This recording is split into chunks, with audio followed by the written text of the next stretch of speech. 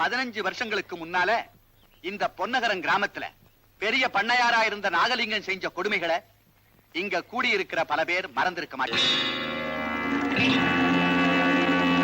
இந்த கிராமத்துல அழுக சத்தம் கேட்காத வீடே கிடையாது. வேர்வை சிந்தி உழைச்சவங்க அவன் செஞ்ச கொடுமைக்கு ரத்தம் சிந்தி கண்ணீர் விட்டதெல்லாம் நம்ம நெஞ்சில கத்திப்பட்ட காயமா இருக்கு. அவனுக்கு ஆண்டவன் கொடுத்த தண்டனையா பக்கவாதம் வந்து குடும்பத்தோட சிகிச்சைக்காக பட்னம் போனவன் திரும்பாமலே போயிட்டு. ஆனா அந்த கொடுமைக்காரனுடைய ரத்தம் இப்ப இந்த ஊருக்கு வருது. மறுபடியும் இந்த ஊருடைய அமைதி கெட்டாம இருக்க நாம என்ன செய்ய வேணும்ங்கிற ஒரு முடிவெடுக்கத்தான் நாமெல்லாம் இங்க கூடியிருக்கோம். களை எடுக்க காரணம் அங்க வேணும். ஊர் எல்லைக்குள்ள அவங்க கால் எடுத்து வைக்காம நான் ஆளை வச்சு பாத்துக்கிறேங்க. அவங்க அப்பம் பண்ண கொடுமைகளுக்கு வெட்டி புதைச்சு வாரிசுலாம் பண்ணாதான் இந்த ஊர்க்காரங்க மனசு ஆறும். கொஞ்சம் பேசாம இருங்க. நம்ம ஊருக்கு பெரிய ஒரு வேதாச்சலம். அவர் வார்த்தைக்கு நாமெல்லாம் கட்டுப்பட்டு இருக்கோம். அவர் அபிப்பிராயத்தை கொஞ்சம் தெரிஞ்சுக்குவோம். மன்னிக்கணும், எனக்குன்னு ஒரு தனிப்பட்ட அபிப்பிராயம் கிடையாது. இந்த ஊர்க்காரங்க உங்க எல்லாருடைய முடிவையும் கேட்டு அதுக்கு தகுந்தவாறுதான் நான் முடிவெடுக்கணும். என்ன ஐயரே, நல்லது கெட்டதுக்கு நியாயம் தெரிஞ்சவர் நீங்க. உங்க அபிப்பிராயத்தை முதல்ல சொல்லுங்க. எனக்கு தோன்றது முற்ற காலையை கட்டி போடணும், தட்டுறதையே ஒசத்தி வைக்கணும். அதுதான் முறை. நான் ஏன் சொல்றேன்னா, பாதிக்கப்பட்டவெல்லாம் பழி வாங்கணும்னு நினைச்சுட்டா நல்லவா யாருங்கிற நம்பிக்கை எல்லாம் போயிடும். ஐயசாமி, கொஞ்சம் விளக்கமா சொல்லுங்களேன். வந்து வாழப்படாதுன்னு சொல்றதுக்கு சட்டத்திலேயே இடமில்ல, மனுஷத்தன்மையாவும் நேக்கப்படலை. அப்போ அவங்களை இங்க வந்து வாழ விடணும்னு சொல்றீங்களா? ஏறி வத்தி போனா யாரும் முண்டு குடிப்பா. அதனால ஊருக்குள்ள இருக்க வாழ அவளுக்கு உதவி செய்ய விட்டுட்டா எப்படி வாழ முடியும்? சொல்லிக்காம இருந்தா ஊரை விட்டு போயிடுவா. ஐயர் சொல்றதுலயும் ஒரு நியாயம் இருக்குது. இந்த கிராமத்துல வாழ முடியாதுன்னு அவங்கள திரும்பி போக வைக்கிறதா நியாயமான முடிவு. அதனால இந்த கிராமத்து ஜனங்க யாரும் அவங்களுக்கு உதவியோ ஒத்துழைப்போ செய்யக்கூடாதுன்னு இந்த பஞ்சாயத்துல தீர்ப்பு சொல்லப்படுது.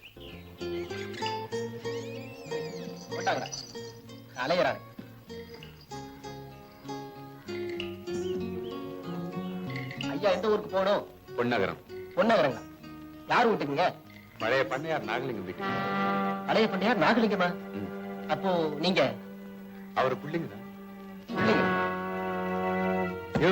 என்னையா ஏன் லெகனை கீழே வைக்கிற? அதுவா, உங்களுக்கு வண்டி ஓட்டிக்கிட்டு வந்தா ஊருக்கு வெளியில குடிசைய போட்டுக்கிட்டு கஞ்சிக்கு காத்தா பறக்கணும். சரிப்பா போயா. ஏன்னா இவங்க வண்டி கொண்டு வர மாட்டாங்க? அதான் எனக்கும் புரியல. It's all right. நம்ம பாரத் நாம தான் தூக்கணும். கமா. எவ்வளவு தூரம் நடக்கிறது?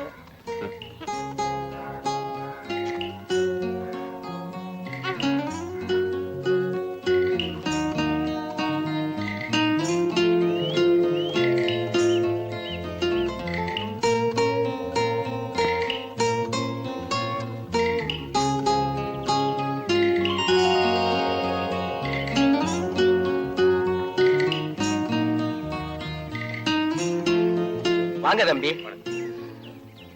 பரவாயில்ல, இப்படி விடுமா. தாத்தா ஸ்டேஷனுக்கு வருங்கன்னு எதிர்பார்த்தேன். ஆமா தம்பி, ஸ்டேஷனுக்கு வரணும்னு தான் வண்டிய தயாரா வச்சிருந்தேன். காலையில பார்த்தா வண்டியில ஒரு சக்கரத்தை காணோம். கட்டி வச்சிருந்தா மாட்டையும் காணோம். அப்படியா? யார் அவுத்துட்டு போனது? யாருன்னு சொல்றது? யார போய் கேட்கறது? இந்த ஊரே உங்களை வெறுத்துக்கிட்டு இருக்கு. இங்க வந்து எப்படி வாழ போறீங்களோ? வாழணும்னு முடிவு பண்ணி வந்ததுக்கு அப்புறம் எப்படியும் வாழ்ந்துதானே ஆகணும். எங்க வாழ விட போறாங்க? ஏன்னா இந்த ஊர்ல யாருமே உங்களுக்கு உதவியோ ஒத்துழைப்போ கொடுக்கப்படாதுன்னு பஞ்சாயத்துல முடிவு பண்ணி இருக்காங்க. ஆமாமா, அத நாங்க ரயில்வே ஸ்டேஷன் கிட்டே பாத்துட்டோமே. பிறந்த ஊரை பார்க்கணும்னு ஆவலா வந்திருக்கோம் இல்லையா லட்சுமி? வாங்க தாத்தா. சரி வாங்க, ஊருக்குள்ள வந்து பாருங்க.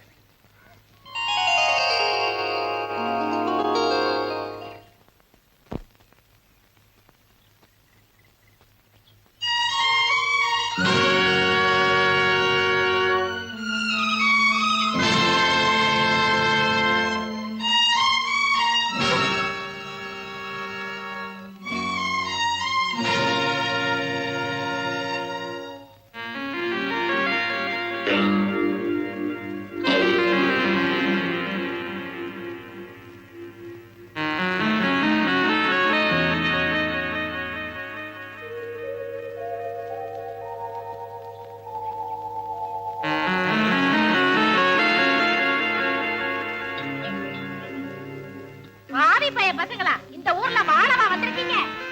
நீங்க நாசமா போக, நீங்க கொள்ளையில போக, நீங்க கழிச்சல்ல போக.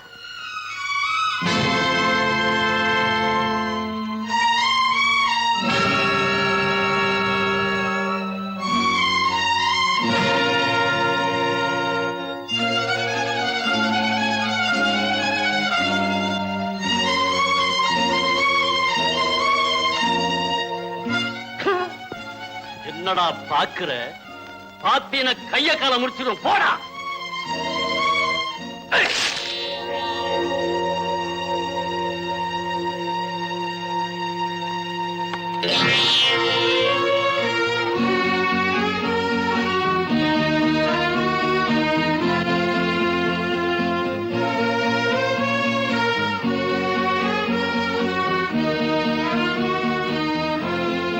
இதுதான் உங்க அப்பா வாழ்ந்த வீடு. வாங்க தம்பி.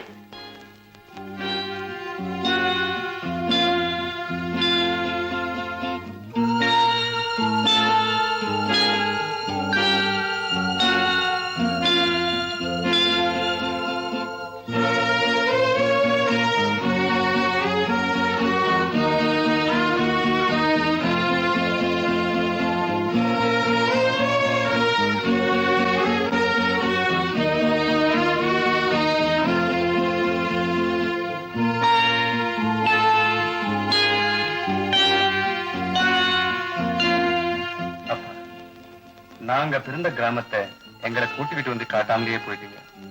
நீங்க வாழ்ந்த காலத்தை பெருமைய இன்னைக்கு பார்த்து நான் ரொம்ப பயந்துட்டேன்ப்பா. அப்படி நீங்க அவங்களை என்ன பயமுறுத்தி வச்சிருக்கீங்க?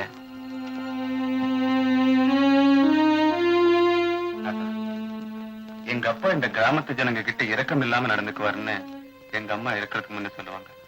ஆனா கிராமத்து ஜனங்க இவ்வளவு இருக்கிற அளவுக்கு எங்க அப்பா என்னதான் செய்தாரு? தம்பி, ஊருக்குள்ள நுழைஞ்சது மண்டவாரி இறக்கி திட்டுனாலே லட்சுமி அம்மா. அவ யாரு தெரியுமா? உங்க அப்பா கொடுமைக்கு தாலிய பறிகொடுத்து நெருக்கடியா நின்னவப்பா. கண்ணால பார்த்ததை சாட்சி சொன்னான்னு அந்த கண்ணாசியோட ஒரு கண்ணை இல்லாம செய்துட்டான். ஊருக்கு வரமாட்டேன்னு எதிர்த்து சொன்னான்னு உத்தண்டி கால் நரம்பு அறுத்துட்டார். தம்பி, இன்னைக்கு இந்த ஊரு வேதாஜல வார்த்தைக்குத்தான் கட்டுப்பட்டு இருக்கு. அவனை மீறி நீங்க எதுவுமே இங்க செய்ய முடியாது. எங்க அப்பா அவருக்கும் ஏதாவது தீங்கு செய்திருக்காரா? ஆமா, கண்ணுக்கு முன்னாடியே அவன் அப்ப துடிச்சு செத்த காட்சியை பார்த்தவனாச்சே.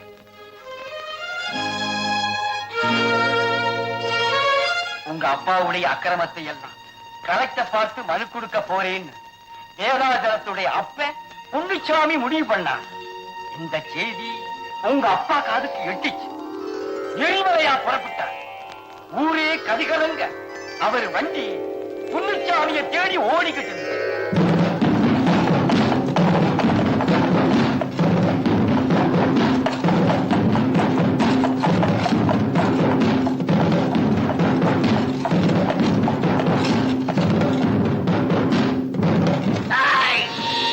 ஏண்டா என்னை அடக்க கலெக்டர் மனு கொடுக்க போனியா? ஆமா, அட்டுழியத்தை அம்மனுக்கு பொங்கல் வைக்கிறேன்.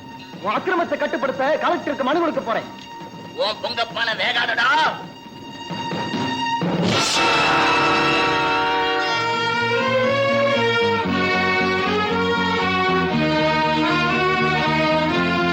இது மாதிரி உங்க அப்பா செய்த கொடுமை கதையெல்லாம் இந்த கிராமத்துல ஒவ்வொருத்தர் வீட்டிலும் இருக்கு தம்பி. அவங்க மனசுல இருக்கிற அனலை எப்படி அணைக்க போறீங்க? தாத்தா, எங்க அப்பாவோட சொத்துக்கள் அத்தனையும் எங்களுக்கு எப்படி சொந்தமோ அதே மாதிரி அவர் சம்பாதிச்சு விட்டு போன பாவங்களையும் எங்களுக்கு பாத்தியதும். சொத்தை ஆளவும் பாவத்தை அனுபவிக்கவும் தான் இப்ப நாங்க வந்துட்டோம். தம்பி, உங்க அப்பா பிடிவாதத்துல ஆவேசம் இருக்கும். ஆனா உங்க பிடிவாதத்துல இவ்வளவு அடக்கம் இருக்கும்னு நான் நினைக்கிறேன்.